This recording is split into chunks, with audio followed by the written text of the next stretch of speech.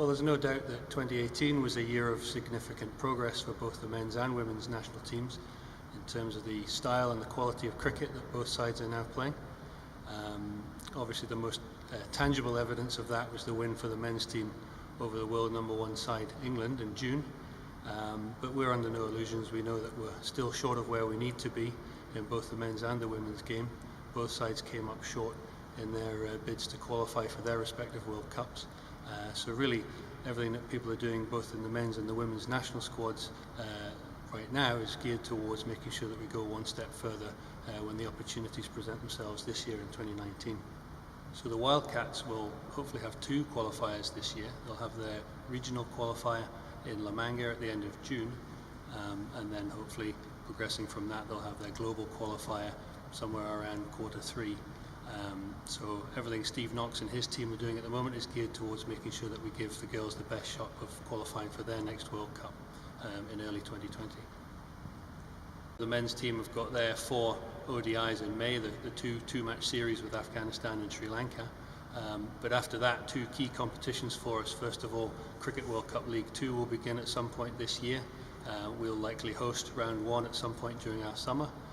And we know that's a hugely important competition for our men. That's our pathway towards the global qualifier for the next World Cup in India, and also our pathway to potentially getting into the next cycle of the Cricket World Cup Super League. So really important that we make a good start in that and win our games when we host the first round during our summer.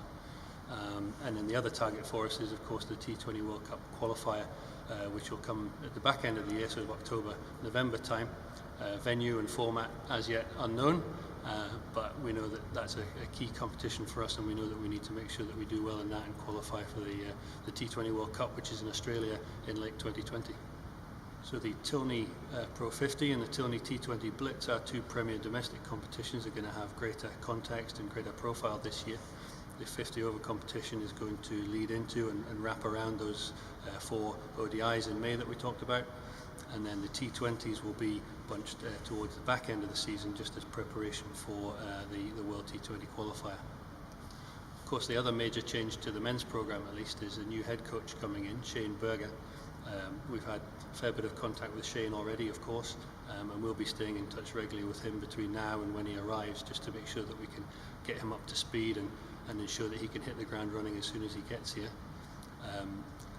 We all know Grant Bradburn had an enormous impact, not just on the men's programme, not just on Cricket Scotland, but Scottish cricket in general.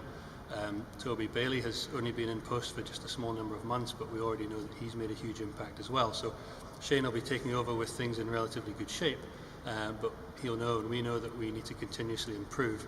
And we know that he's coming in as a highly regarded coach, a coach who's known to be on the rise. He's got a strong winning record in South African domestic competition. So we're really looking forward to welcoming Shane onto the team here at Cricket Scotland, and to having him at the helm of the men's team for the next stage of the journey.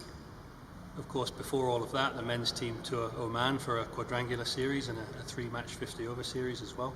And it's just really important for that team to build on the momentum that's gathered over the last 18 months and to prepare for what is a really important year ahead.